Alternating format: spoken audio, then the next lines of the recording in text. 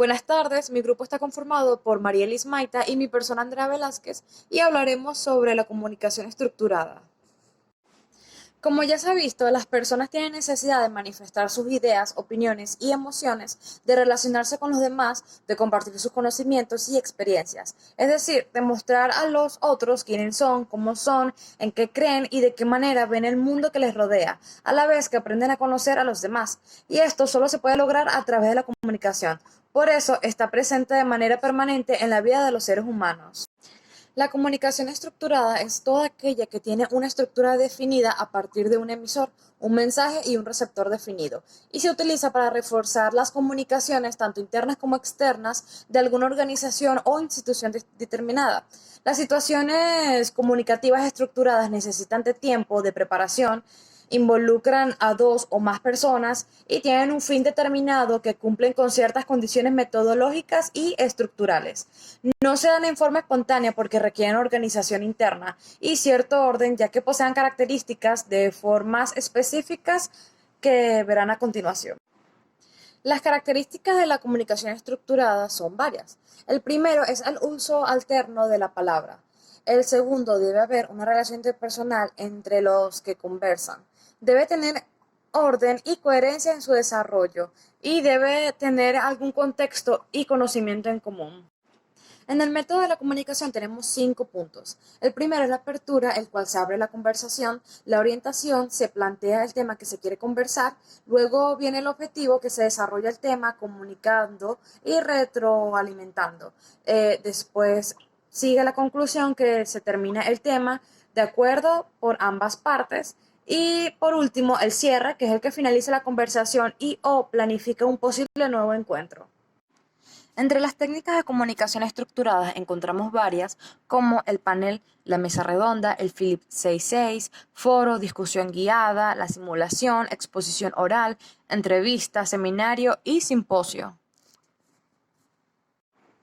El panel, que es una de las primeras técnicas de comunicación estructurada que permite que un equipo de expertos discute un tema en forma de diálogo o una conversación ante el grupo. Se reúnen varias personas para exponer sus ideas sobre un determinado tema ante un auditorio de forma dialogada. Los integrantes debaten entre sí el tema propuesto desde sus particulares puntos de vista y especialización, pues cada uno es experto en una parte del tema general. En el panel, la conversación es básicamente informal, pero con todo, debe seguir un desarrollo coherente, razonado, objetivo y sin derivar en disquisiciones ajenas o alejadas del tema ni en apariciones demasiado personales. Otra técnica es la mesa redonda. Esta técnica consiste en un grupo de expertos que sostienen puntos de vista divergentes o contradictorios sobre un mismo tema, el cual exponen ante el grupo en forma sucesiva. Se utiliza esta técnica cuando se desea dar a conocer a un auditorio los puntos de vista diversos o contradictorios de varios especialistas sobre un determinado tema. La mesa redonda tiene un director o coordinador. Es conveniente que no se extienda más allá de los 60 minutos para permitir luego las preguntas que desee formular el auditorio durante el lapso que se considera prudente. La mesa redonda ha sido difundida ampliamente por la televisión, donde, por ejemplo, los políticos de diversos partidos exponen sus puntos de vista o contradictorios acerca de un hecho o medio del gobierno. También puede ser entre de 3 a 6 personas, aunque generalmente son de 4. Deben ser elegidos, han de ser expertos o buenos conocedores de la materia y hábiles para exponer y defender con argumentos sólidos su posición. La confrontación de enfoques y puntos de vista permitirá al auditorio obtener una información variada y, sobre todo, el asunto que se trate, evitándose así los enfoques parciales, unilaterales o tendiosos posibles en toda la conferencia unipersonal. La técnica de Phillips 66. El nombre de esta técnica deriva de su creador, J. Donald Phillips, de la Universidad de Michigan, y del hecho de que 6 personas discuten un tema durante 6 minutos. Es particularmente útil en grupos grandes de más de 20 personas. Además, esta técnica desarrolla la capacidad de síntesis y de concentración, ayuda a superar las inhibiciones para hablar ante otros, estimula el sentido de responsabilidad, dinamiza y distribuye las actividades en grandes grupos, y su objetivo principal consiste en lograr una participación democrática en los grupos muy numerosos, tal como lo ha expresado su creador. El Phillips 66 es una técnica que también puede ser aplicada en muchas diversas circunstancias y con distintos propósitos, siendo un procedimiento muy flexible. El foro. Este consiste en una técnica grupal donde todo el auditorio o salón discute de manera informal un problema, un suceso o un tema. Cada persona opina libremente. La finalidad del foro es establecer diferentes puntos de vista sobre un determinado tema. La discusión guiada, en este caso, se trata de una situación previamente estructurada para que se genere un intercambio de ideas entre dos grupos o dos personas.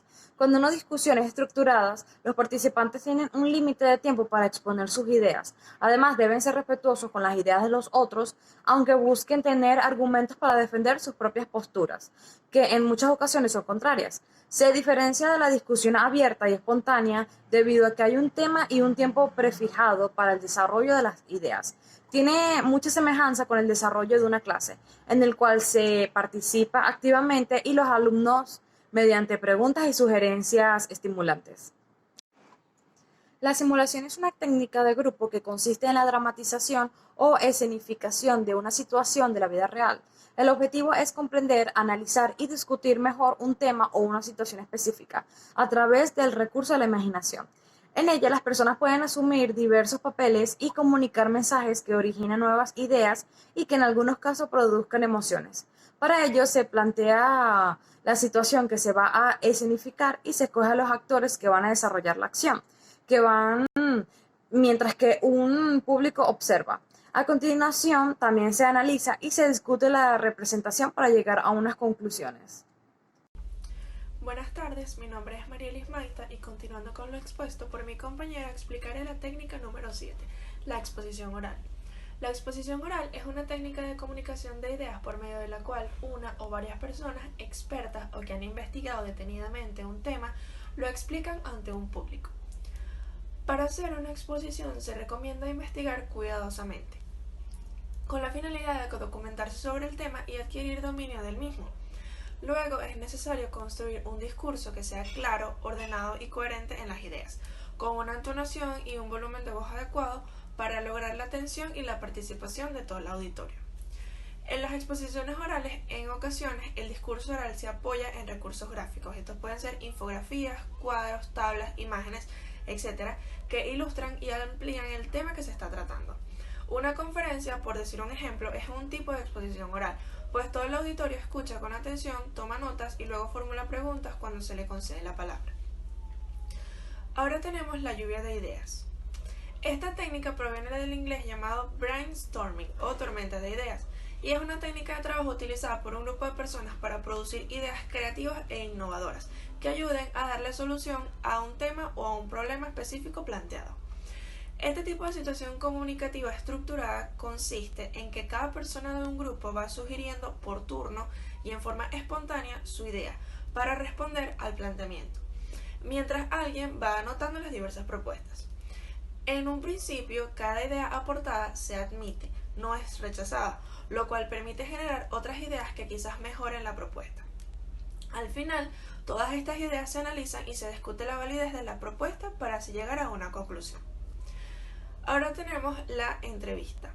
Este es un acto de comunicación oral muy parecido a una conversación, en la que una persona le hace una serie de preguntas a otras para obtener sus respuestas. Las entrevistas son comunes en periódicos, en revistas, en la televisión, en la radio y en internet.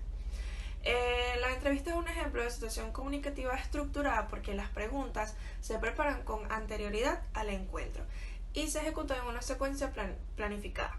Por ejemplo, el empleador de una empresa o de una institución le hace preguntas a un candidato que va para un puesto de trabajo y en función a las respuestas que obtiene de esa persona, sabe si es la persona ideal para el cargo o no.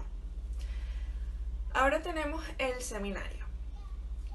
El seminario es una técnica que consiste en investigar en profundidad un tema para exponerlo delante de un público. También se conoce como seminario los estudios que son realizados por los participantes de un curso en una cátedra determinada. Durante el tiempo de clase se debe realizar una investigación y esta al final se expone lo que fue investigado por medio de una intervención al grupo y un trabajo escrito que luego es evaluado por el docente. Para realizar un seminario es conveniente que el número de participantes no sea menor de 5, pero que tampoco sea mayor de 2 personas, y que exista un moderador que sea quien plantee el tema y que cada grupo designe a un coordinador que se encargue de concluir las actividades y un secretario que se ocupe de tomar las conclusiones parciales y finales. La última técnica que tenemos es el simposio. Esta técnica consiste en que un equipo de expertos desarrolla diferentes aspectos de un tema o problema en forma sucesiva ante un grupo.